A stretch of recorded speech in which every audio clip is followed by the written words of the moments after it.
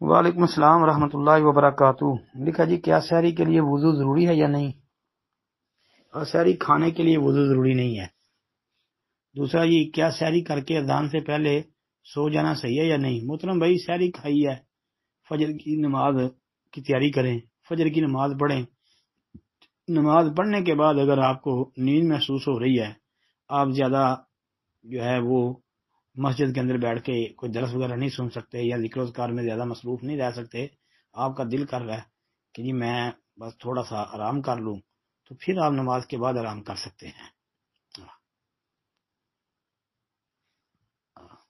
پھر تیسرے نمبر پہ لکھتے ہیں بھائی کہ جی صبح کی اذان کے بعد کتنی دیر کے بعد نماز پڑھنی چاہیے؟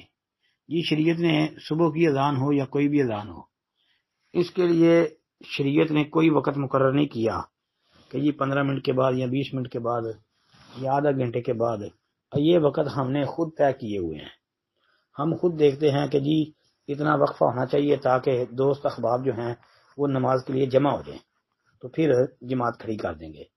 یہ عام نمازوں میں 15 منٹ کا تقریباً وقفہ رکھا ہوتا ہے، اور فجر کی نماز میں تقریباً 20 سے 25 منٹ کا ہوتا ہے عام جی۔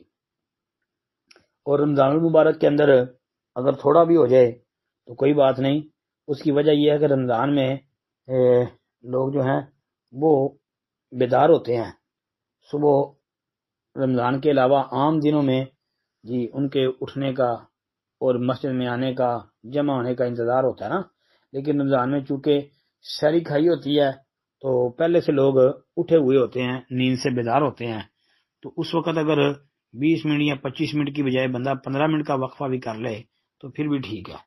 یعنی مطلب یہ ہے کہ یہ اپنے فہم سے ہی وقفہ مقرر کرنا ہے، شریعت نے اس کے پابند نہیں کیا ہمیں۔ السلام علیکم ورحمۃ اللہ۔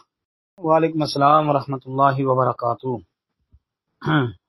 یہ جی محترم بھائی کا سوال ہے کہ روزہ افطار کرنے کے لیے اذان کا انتظار کرنا چاہیے؟ محترم بھائی اگر وقت ہو گیا ہے لیکن اگر مؤذن نے اذان ہی نہیں کہی تو پھر روزہ افطار کر لینا چاہیے، پھر اذان کے انتظار میں بیٹھے رہنا یہ کوئی ضروری نہیں ہے کہ اذان سنیں گے تو پھر روزہ کھولیں گے جی۔ وقت ہو گیا روزہ افطار کر لیں بس جی۔ السلام علیکم ورحمۃ اللہ وبرکاتہ۔